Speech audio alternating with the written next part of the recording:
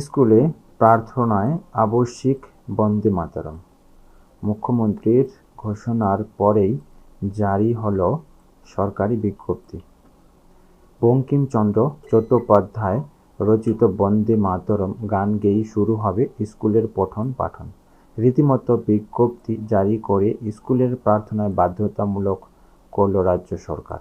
মুখ্যমন্ত্রী শুভেন্দু অধিকারী বৃহস্পতিবার বিধানসভায় জানান, বন্দে মাতরম গান স্কুলের প্রার্থনায় বাধ্যতামূলক করা হচ্ছে।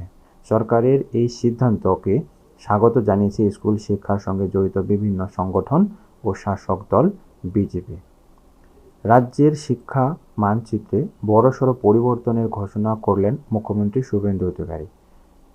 আগামী সোমবার থেকে রাজ্যের সমস্ত সরকারি স্কুলে ক্লাস শুরু হওয়ার আগে জাতীয় গান বন্দে মাতরম গাওয়া বাধ্যতামূলক হতে চলেছে। বৃহস্পতিবার বিধানসভা চত্বরে দাঁড়িয়ে মুখ্যমন্ত্রী নিজেই এই সিদ্ধান্তের কথা জানান। রাজ্যের সমস্ত স্কুলে বাধ্যতামূলক করা হচ্ছে বঙ্কিমচন্দ্র চট্টোপাধ্যায়ের লেখা জাতীয় স্তোত্র বন্দে মাতরম। স্কুল শুরুর সময় পড়ুয়াদের গাইতে হবে এই গান। ইতিমধ্যেই জেলার বিভিন্ন প্রাথমিক স্কুল শিক্ষকদের নিয়ে তৈরি হোয়াটসঅ্যাপ গ্রুপে শিক্ষা দপ্তরের আধিকারিকরা এই মর্মে একটি মেসেজ ফরওয়ার্ডও করেছেন। সেখানেই স্কুল শুরুর আগে বন্দে মাতরম গান বাধ্যতামূলক করার কথা বলা হয়েছে। এরপরই জেলার বিভিন্ন স্কুলে এই বিষয়ে প্রস্তুতি শুরু হয়েছে বলে জানা গিয়েছে। এই প্রসঙ্গে মুখ্যমন্ত্রী শুভেন্দু অধিকারী স্পষ্ট জানিয়েছেন, আগামী সোমবার থেকে রাজ্যের সমস্ত সরকারি স্কুলে প্রার্থনা সঙ্গীত হিসাবে বন্দে মাতরম চালু হচ্ছে। এরপরই বিজ্ঞপ্তি জারি করা হয়। এহেন পদক্ষেপকে স্বাগত জানিয়েছেন বিজেপির রাজ্য সভাপতি শ্রমিক ভট্টাচার্য। শিক্ষা দপ্তরের এহেন ঘোষণায় খুশি শিক্ষকদের সংগঠন অখিল ভারতীয় রাষ্ট্রীয় শৈক্ষিক মহাসংঘ। সংগঠনের তরফে অসীম দাস বলেন, সাম্প্রদায়িকতার নামে আমাদের এই রাষ্ট্রগীত এতদিন স্কুলে বন্ধ করে রাখা হয়েছিল। এই গীত আমাদের সংস্কৃতির ধারক এবং বাহক।